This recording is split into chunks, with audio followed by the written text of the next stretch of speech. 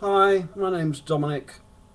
Um, I wanted to talk to all you internet people a little bit about my experience with electronic cigarettes. Specifically, I came across a site called The Truth About E-cigs with people telling their stories, and I thought I'd tell you mine. Um, I started smoking cigarettes when started messing with them when I was about 16. Uh, had to persevere to get hooked. Didn't get hooked till quite late, till I was about 19. And I smoked for over 30 years. Probably the last 15 years I was trying to give up. And certainly for the last 10 years I tried hard to give up. And I hated myself because I couldn't. Um, I tried cold turkey, couldn't make it. I did stop once for 6 months after a bout of bronchitis and threw my cigarettes away and stopped for 6 months and maybe had the mistake of having one and went straight back on 20 a day as you do. But it was too stressful ever to stop completely. I tried patches, didn't even notice the effect of the patches. I tried gum, tasted disgusting, didn't seem to relieve the cravings very much. I tried herbal cigarettes, no joy there. Um, I tried hypnotherapy, and I went for a hypnotherapy session, and the therapist told me I wasn't ready to get the benefits of hypnotherapy, but I insisted and paid him quite a lot of money. And I had an hour's session and walked out the door, got in the car, said that didn't work, and lit a cigarette. Um, Subsequent to that, though, a few years later, I trained in hypnotherapy. I trained in clinical hypnosis, and it was more of a hobby. But I did have a couple of customers who wanted to stop smoking, and I did hypnotherapy sessions with them, and it was successful. And until the advent of the electronic cigarette, hypnotherapy was in fact the most successful intervention in helping people to stop using tobacco. But then the e-cig came along. Now, I discovered I'm just about 2 weeks shy of a year um, having stopped using cigarettes and tobacco and having switched to electronic cigarette. My first one looked a bit like this, had a little brown cartridge on it, but this is in fact the first battery I ever had, and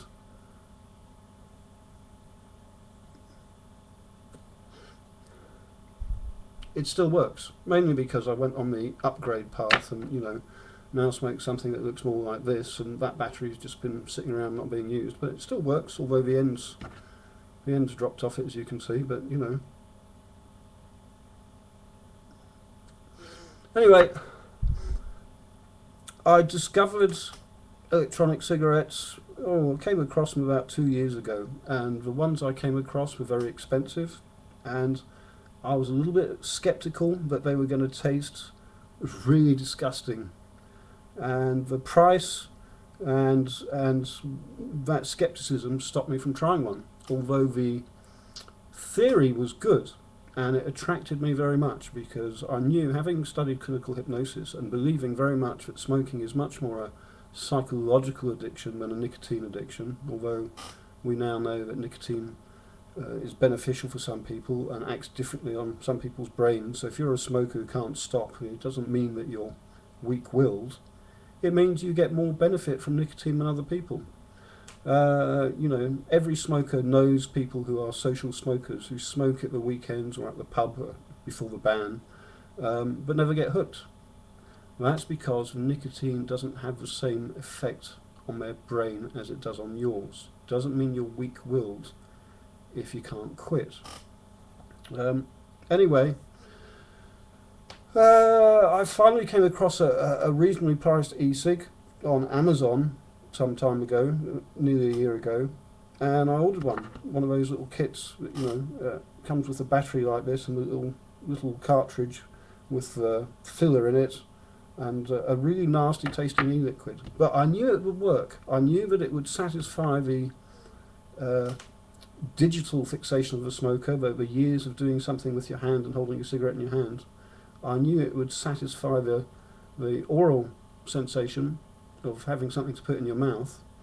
And if it worked like it said it did and delivered a throat hit,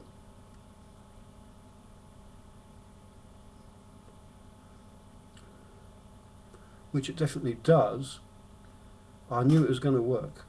I knew before I got it was a solution for me. The only issue was going to be with the taste. And the first one I got, which I paid only a few pounds for, the cartridge that came with it, with the filler in it, you know the type, or maybe you don't if you're not a smoker, but the early ones, they're still around, had little cartridges made to look like the butt of a cigarette, and they were filled with a nylon sponge, and they dripped liquid on it to hold it in place, and it dripped down onto an atomizer, and you got very bad taste from that. But I was determined to stop, and I've been trying for a long time. My girlfriend's a nurse, and she's a health visitor, in fact, and so she had a big issue with me smoking.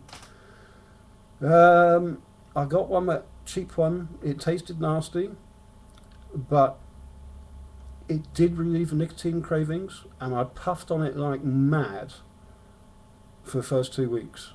I mean, I was getting through, they were selling cartridges that they say are the equivalent of 20 cigarettes, which was nonsense, 5 cigarettes max, but I was getting through 5, 6, 7 cartridges a day. I was puffing it all day long to stay off the cigarettes. It did take, you know, I had to puff on it a lot, and it didn't taste too good. But I went 2 weeks without tobacco at that time, and I knew I'd cracked it. So then I, of course, went on the upgrade path and started looking for a better cigarette with a more powerful battery, and looking for a better e-liquid,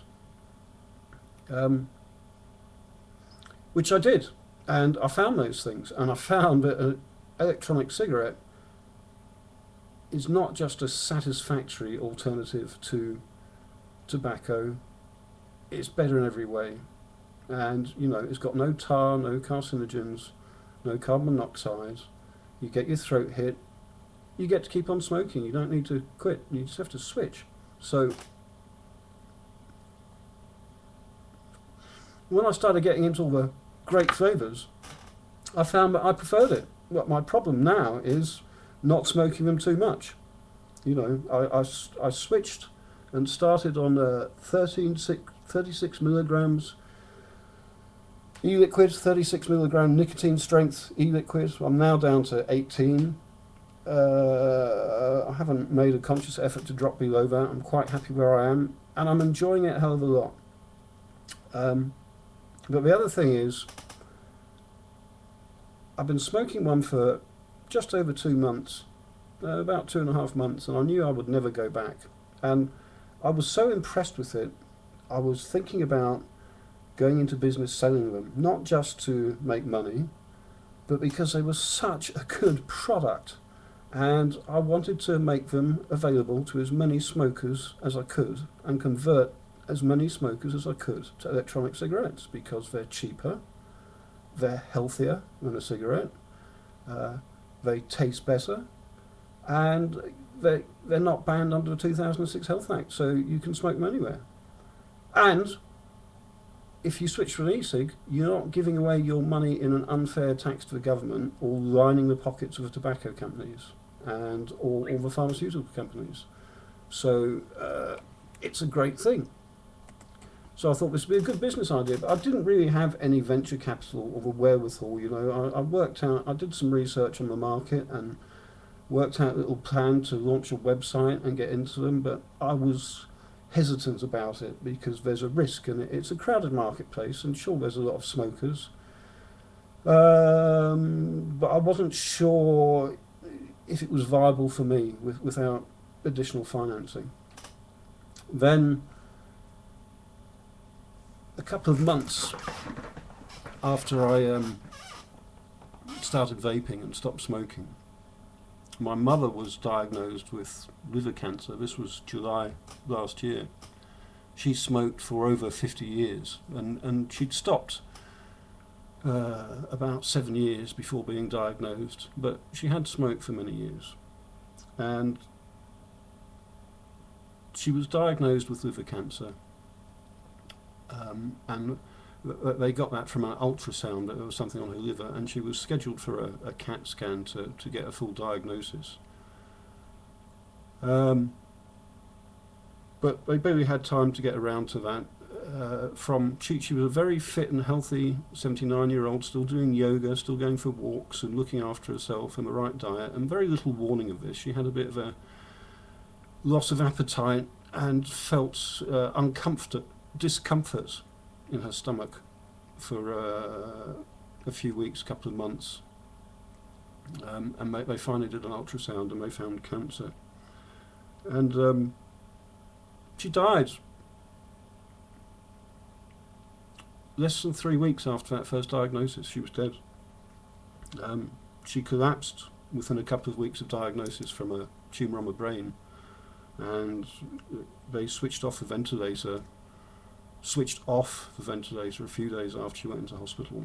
And they said she wouldn't last the night. She was riddled with cancer. She did hang on for 10 days, and she died. And that was a difficult time. But you know what? That was without doubt the most stressful time of my life to date. I can't imagine it gets much worse than that. But I didn't go back to smoking. I smoked this thing in the hospital. I smoked this in front of a medical team of about 7 on the night in intensive care. On the night they told me that my mother was riddled with cancer and she was going to die. And you know what? I didn't think about what I was doing. I just puffed away on this. And those doctors and nurses and anaesthetists and whoever they were didn't say a word, because they knew what it was, and they didn't clear it for a second. Now, I've been thinking about getting into the business of selling cigarettes before that. You can imagine how I felt after my mother died like that, although there was no authoritative written diagnosis that was linked to smoking. It seems likely that it didn't help her chances. End result, I decided to go ahead and get into business. So not only have I been smoking these for nearly a year, back in November last year I started building a website, and I'm now selling them. My website is switched to ecigs.com. It's not just about providing a decent electronic cigarette at a good price. It's a mission to convert people, to convert smokers who remain disassociated from what they're doing to their bodies, and to get the message out there and let them know there's an alternative. You don't have to give up. You can still get your nicotine, but do yourself a favour and switch to an electronic cigarette. It's cheaper, it's tastier, it's a lot tastier. I now use and sell, I'm smoking right now